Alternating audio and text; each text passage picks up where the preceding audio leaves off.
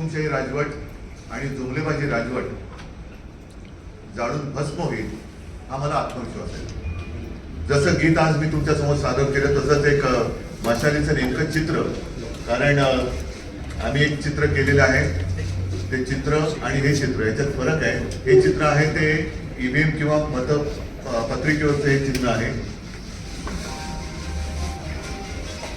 आणि म्हणून मी आपल्या माध्यमातून तमाम जनतेला आवाहन करतो आहे, सर्व शिवसैनिकांना आवाहन करतोय की यापुढे मतदारांसमोर जाताना हे जे चित्र आहे हे चित्र घेऊन जा. याचं कारण आपण जे चित्र केले ते थोडं वेगळं आहे. पुन्हा मतदानाच्या वेळेला या चिन्हात आणि त्या चिन्हामध्ये कुठेही गैरसमज होता कामा नये, म्हणून हेच चिन्ह यापुढे प्रचार करताना सर्वांनी वापरावं अशी मी तमाम शिवसैनिकांना आणि महाविकास आघाडीच्या सर्व मित्रपक्षाच्या कार्यकर्त्यांना जिथे जिथे शिवसेनेचे उमेदवार आहेत तिथे हे चिन्ह वापरावं अशी मी विनंती करतो आहे. आता याच्या पुढे आपल्या मनात काही प्रश्न असतील त्यांना उत्तर द्यायचा मी प्रयत्न करेन.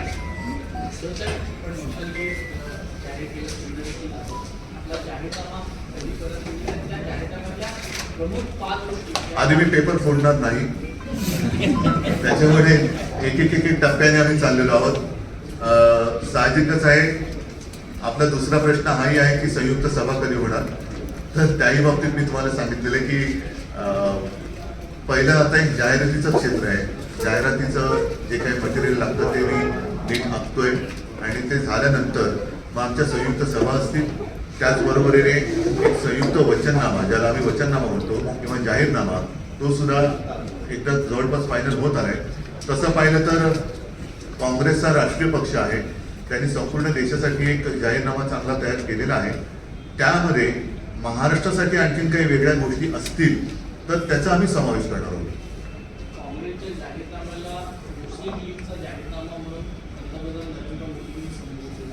ते सांगू शकतात, कारण त्यांचा आणि मुस्लिम लीगचा संबंध हा स्वातंत्र्यपूर्व काळापासून आहे. 1940-42 साली जनसंघाचे जे संस्थापक होते श्यामाप्रसाद मुखर्जी यांनी तेव्हा काँग्रेस नको, स्वातंत्र्य लढ्यात उतरलेली काँग्रेस नको म्हणून तिथल्या पश्चिम बंगालमधल्या मुस्लिम लीग बरोबर, ज्या मुस्लिम लीगने त्यावेळेला देशाची फाळणी मागितली होती, त्यांच्याबरोबर युती केली होती. म्हणून कदाचित मोदींच्या त्या आठवणी ताज्या झाल्या असू शकतील. मुस्लिम लीग बद्दल तेव्हाच्या मोदीजींना जास्त माहिती असेल. जाहीरनामा प्रसिद्ध करताना संयुक्त जाहीरनामा प्रसिद्ध होणार की शिवसेना आपल्या पक्षाचा? नाही, संयुक्त होईल. मी परत एकदा सांगतो की तसा काँग्रेसने जाहीरनामा देशासाठी केला आहे. मात्र आम्ही तीनही आणि आमचे इतर काही मित्रपक्ष आहेत महाविकास आघाडीतले, यांची चर्चा सुरू आहे. त्याच्यात राज्याच्या दृष्टीने काही जे महत्त्वाचे प्रश्न आहेत, पण शेतकरी असतील काही असेल, आम्ही काय करू शकतो याच्यामध्ये राज्यात वेगळा काही प्रयत्न होईल असे मुद्दे आम्ही त्या वचननामे टाकू. आहे ना हो, पण त्याच्यासाठी मी तुम्हाला काय म्हटलं, जर आवश्यक असेल तर आम्ही ते करू. म्हणजे मी असं म्हणत नाही की आम्ही करूच किंवा करणारच नाही. आता जो जाहीरनामा काँग्रेसने दिलेला आहे तो सर्वसमावेशक आहे. त्याच्यात आणखीन काही गोष्टी ऍड करायच्या असतील तर त्या आम्ही जरूर करू. मुस्लिम भाइयों से मुलाकात की थी. आपने किया ना, इंटरव्यू लिया ना कल, वो दिखाओ ना सबको. ठीक है. अभी जिस तरीके से कांग्रेस का जो जाहिरनामा आया है उसके बाद लगातार बीजेपी जो टिप्पणी कर रही है कि इसमें मुस्लिमों के लिए ज़्यादा चीज़ें हैं, तमाम सारी ऐसी चीज़ें हैं जो ऐसा लगता है कि कहीं न कहीं एक समुदाय को ज़्यादा हित साधने की कोशिश हुई है. इसको कैसे देखते हैं? जैसे मैंने कहा कि मुस्लिम लीग का ज़्यादा अनुभव भारतीय जनता पार्टी को होगा या होना चाहिए, और वो इसलिए कह रहा हूँ कि स्वातंत्र पूर्व समय में शायद 1940-42 होगा, उस वक्त जनसंघ के जो संस्थापक थे श्यामा प्रसाद मुखर्जी, उन्होंने उस वक्त आज़ादी के लिए लड़ने वाली कांग्रेस नहीं आनी चाहिए, नहीं चाहिए, इसलिए उस जमाने की जो मुस्लिम लीग थी जिन्होंने पार्टीशन की मांग की थी, देश का बंटवारा होना चाहिए था, उनके साथ मिलीजुली सरकार पश्चिम बंगाल में स्थापित की थी, जिसमें वो 11 महीने तक अर्थमंत्री रहे थे. तो शायद उनका और वो मुस्लिम लीग का, उस मुस्लिम लीग का पुराना रिश्ता आज भी कायम हो सकता है, और इसलिए उनको उनमें ज़्यादा समझदारी होगी. और अगर ये काफ़ी नहीं है तो पिछले कुछ दिनों में या सालों में उनके जो फोटो आए हैं, जैसे मोहन भागवत जी जामा मस्जिद में गए थे, जैसे मैं कैसे देखता हूँ ये सवाल है, वैसे वो कैसे देखते हैं, वो भी एक सवाल है. बॉन्डचा विषय खूप सविस्तरपणे त्यावर धरून मांडलाय. त्यांचं असं म्हणणं आहे की मी जास्तीत जास्त पारदर्शकता आणण्याचा प्रयत्न केला, परत विरोधी पक्षांनाही यामध्ये निधी मिळालेला आहे आणि आता जे विरोध करतायत त्यांना भविष्यात पश्चाताप होईल. बरोबर आहे. पश्चाताप एवढ्यासाठी मी काल बोललो, कारण जर सुप्रीम कोर्टाने हे बिंग फोडलं नसतं तर भारतीय जनता पक्षाचा जो परकला प्रभाकर यांनी म्हटले की मोदी गेट आहे. मोदी गेट ह्या शब्दाचा अर्थ फार भयानक आहे, कारण मला वाटतं हा गेट शब्द वॉटर गेट प्रकरणापासून हा जगामध्ये रूढ झाला. त्यावेळेला अमेरिकेचे जे राष्ट्राध्यक्ष होते निक्सन, त्यांचा घोटाळा बाहेर आला आणि त्याला वॉटर गेट हे प्रकरण नाव दिलं गेलं. तसंच ह्या प्रभाकरजींनी, प्रभाकरच ना, त्यांनी त्यांचं म्हणजे ते माजी आपल्या अर्थमंत्री निर्मला सीतारामन यांचे यजमान ज्या मोदी सरकारमध्ये अर्थमंत्री होत्या, कदाचित त्यांच्याच काळामध्ये ही योजना आणली गेली असेल. त्याच्यामुळे परकला साहेबांना हा काय प्रकार आहे हा कळलं असेल. बरोबर, त्यांनी त्याचं नाव हे मोदी गेट केलेलं आहे. म्हणजे जगातला सगळ्यात मोठा घोटाळा ज्याचा सुप्रीम कोर्टामध्ये पर्दाफाश झाला नसता तर यांना हजारो कोटी रुपये कसे आणि कोणी दिले हे कळलं नसतं आणि चंदा दो आणि धंदा लो हे काम यापुढे सुद्धा चालू राहिलं असतं. ते या निमित्ताने आता यांची सत्ता येत नाही आणि हे सगळं आता उघड झालं. त्याच्यामुळे विरोधी पक्षाला पश्चाताप जरूर होईल की हे आधी का नाही लक्षात आलं. ताबड़तोड़ रैलियां अमित शाह और पीएम महाराष्ट्र के भीतर जो प्रधानमंत्री क्या शब्द वापर. ताबड़तोड़ मतलब लगातार अच्छा अच्छा अच्छा, मी ताबडतोब वापरलं तर तुम्ही म्हणाले हिंदी येत नाही. लगातार जो रैलियां कर रहे हैं, क्या लग रहा है कि महाराष्ट्र की जो 48 सीटों जिसको कहते हैं 48 प्लस, देखो ऐसा है, जो उन्होंने पिछले 5 साल 10 साल में नहीं किया, जब भी आपत्ति आई थी महाराष्ट्र में तो ये दोनों महाराष्ट्र में आए भी नहीं थे. तो अभी उनके हाथ में एक 2 महीने तक सरकार है, घूमने दो उनको. महाराष्ट्र बहुत अच्छा है और महाराष्ट्र की जनता क्या कहती है वो भी उनको समझना चाहिए था. ये बात उनको शायद पहले समझ में आती. आज ऐसे वो लगातार आता ताबडतोब शब्द हिंदी आहे तो वारी है की नाही पता नाही. महाराष्ट्राच्या वाऱ्या करण्याची त्यांना वेळ आली नसती.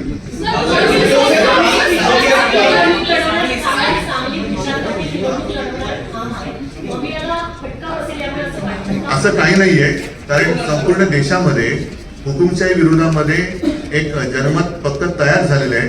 ते फक्त मतदानाची वाट बघतात. त्याच्यामुळे मी आज त्यांच्याबद्दल काही बोलणार नाही, कारण शेवटी जागा वाटप हा झालेला आहे.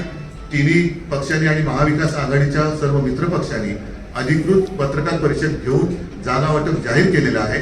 आता जर कुठे काही बंडखोऱ्या किंवा काही गद्दारी होत असेल तर त्या पक्षाची जबाबदारी आहे, ते त्यांनी थांबवली पाहिजे. पण अन्यथा मला नाही वाटत आता बंडखोरी वगैरे कुठे झाली तर जनता त्याला काही स्थान देईल. संविधान बदलने वाले प्रश्न को लेकर अगर योगी सरकार के मंत्रियों को पूछा गया तो उनका ऐसा कहना है अगर ये बात हुई आरक्षण बदलने का अगर बात ये सफल होती है तो वो एनडीए का साथ छोड़ देंगे.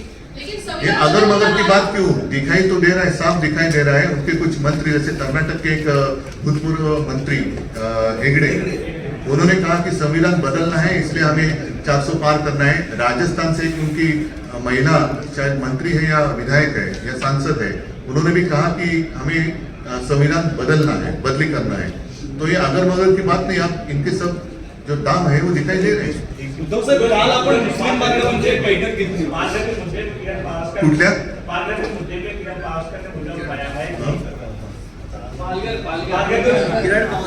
नाही छोड रे हो. उद्धव साहेब, काल आपण एक बैठक घेतली होती मुस्लिम बांधवांची. तर मुस्लिम बांधवांचा जो वोट शेअर आहे तो महाविकास आघाडीला आणि आपल्या शिवसेनेला किती महत्वाचा असणार आहे या लोकसभा निवडणुकीत? बघा, ही लढाई शेवटी हुकुमशाही विरुद्ध लोकशाही अशी होणार आहे. मी तर सर्वांना हेच आवाहन केलेलं आहे की देश हा आपला धर्म म्हणून सगळे एकत्र आहे. जेवढे जेवढे देशभक्त आहेत, जेवढे जेवढे देशप्रेमी आहेत, त्यांनी देशासाठी एकत्र येण्याची गरज आहे. कारण देश वाचला तर आपण वाचू, आपण वाचलो तर आपले धर्म वाचतील. म्हणून पहिल्यांदा हुकुमशाही हटवा, हे माझं आवाहन आहे. आवाहन म्हणजे विनंती, कारण आव्हान आणि आव्हान माझं हुकुमशाहीला आहे आणि आवाहन माझं देशप्रेमीला आहे. उद्धव साहेब, महाराष्ट्रात बदललेल्या राजकीय समीकरणात महायुती म्हणते की 45+ हे तुम्ही प्रश्न विचारता, माझं गीत दाखवणार की नाही? प्रश्न हा आहे की महाराष्ट्रात बदललेल्या राजकीय समीकरणात महायुती म्हणते की 45+ हा त्यांचा विनिंग स्ट्राईक रेट आहे. महाविकास आघाडीचा विनिंग स्ट्राईक रेट काय असेल तुमचा काय? 48. वा कडक कडक 48. त्या मॅदानाला 48 जिंकणार महाराष्ट्रामध्ये. कारण त्यांचा 45 संपूर्ण देशाचा आकडा आहे, माझा केवळ महाराष्ट्र. कडक कडक साहेब कडक कडक ये हुई ना बात. कुठला? विनोद घोसाळ तर माझ्या बाजूला बसलेत. विनोद घोसाळ तर कुठेही जाणार नाहीये.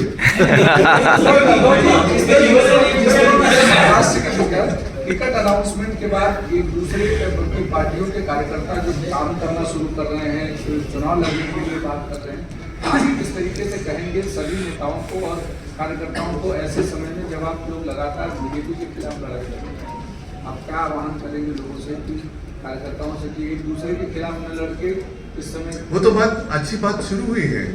मुझे नहीं लगता कोई कहीं पे मनमुटाव है. सब अच्छे हम लड़ रहे हैं, एक साथ होकर लड़ रहे हैं. और इसलिए मैंने कहा कि हम 48 जगह जीत जाएंगे. ओवैसी जी स्टेटमेंट दे रहे थे कि मुसलमानों के बोलना नहीं चाहिए कि उद्धव ठाकरे ने पार्लियामेंट में मोदी जी को सीएए को लेकर समर्थन किया था. ठीक आहे, मी त्याच्यावरती काय बोलत नाही कारण मुस्लिम तलाक को लेकर दुसरं समर्थन सोडू. किया. काल मोदींनी असं सांगितलं की फक्त 3% लोक असे आहेत जे 3% लोक असे आहेत ज्यांचे जे राजकारणात आहेत त्यांच्यावरच फक्त ईडीच्या कारवाया झाल्या आहेत. 97% हे ज्यांचं राजकारण. बरं, त्या 3% किती टक्के लोक भाजपात त्यांनी घेतले? त्या 3% 100%. एखाद दुसरा म्हणजे अगदी पॉईंट काही टक्का जो माझा हिंमतवाला लढतोय तो शिवसेनेत आहे. येस. पण त्यांचं जे भ्रष्टाचार मुक्त ते जे विरोधी पक्षाला करतात त्याच्याबद्दल मी त्यांचं अभिनंदन करतो. कारण त्यांना विरोधी पक्षात कोणी भ्रष्ट असलेला चालत नाहीये, ही चांगली गोष्ट आहे. सगळे भ्रष्ट ते स्वतः म्हणजे व्हॅक्युम क्लिनर जसा असतो धूळ गोळा करणारा, तसा भाजपा आता व्हॅक्युम क्लिनर झालेला आहे. भ्रष्टाचारी गोळा करतात. कुठे कुठे भ्रष्टाचार आहेत, व्हॅक्युम क्लिनर कुठल्या फटीत आहे का, कुठे काय आहे का, ते सगळे मोदींचा व्हॅक्युम क्लिनर फिरतोय आणि सगळे भ्रष्टाचारी भाजपात घेत आहेत. एसटी बसेसवरती धनुष्यबाण जाहिरात करायची राज्यातील सर्व एसटी बसेसवरती जाहिरात होती. मग काय काय काय सध्या चोराला थोडस मिरवायचं मिरवू दे ना. चोरच आहेत ते. त्यांनी माझं धनुष्यबाण चोरलेलं आहे, नाव चोरलंय, वडिलांचा फोटो चोरतात. कारण त्यांचं कर्तृत्व नाहीये, त्यांच्याकडे कर्तृत्व नाहीये. कर्तृत्वहीन कर्तृत्व शून्य माणसं आहेत.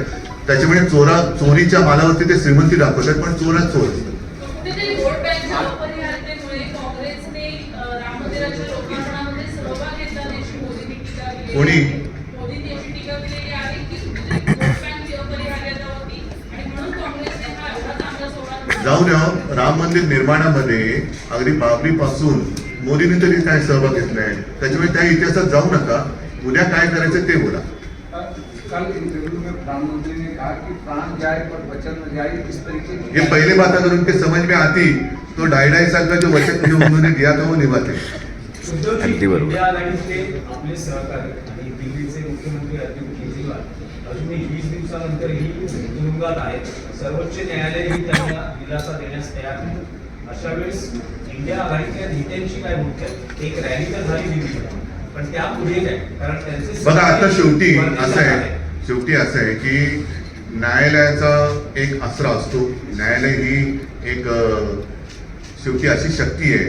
आणि आता कालच 21 न्यायमूर्तींनी सांगितलंय की दबावाला बळी पडू नका. तो कदाचित हाच दबाव असेल की या दबावाला बळी न पडता जे काय सत्य आहे ते सत्य निर्भीडपणाने स्वीकारून सत्यमेव जयते ह्या त्या वाक्याला मला खात्री आहे की न्यायदेवता नक्कीच जागेल. आणि आज नाही तर उद्या म्हणजे फार उद्या नाही, हा न्याय मिळेल. नाहीतर 2 महिन्यानंतर आमचं सरकार आल्यानंतर खरं खोटं काय असेल ते होईल.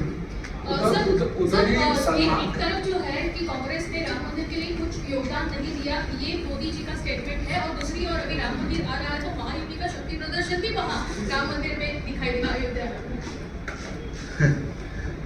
देखो, जिसको अपने काम पर भरोसा नहीं है वो राम का सहारा लेकर वोट मांग रहे हैं, मांगने दो. लेकिन मैं मानता हूं प्रभु श्री राम एक शक्ति ऐसी है कि जो न्याय देगी, न्याय अन्याय वो करेगी. प्रभु श्री राम एक शक्ति है, जरूर है. और उनके नाम का भरोसा देकर जो वोट मांग रहे हैं बिना काम के, उनको वो सबक सिखाएंगे। गुजरात से पकड़े गए, इसको कहते थे। सारे लोग गुजरात से ही क्यों पकड़े जाते हैं ऐसे?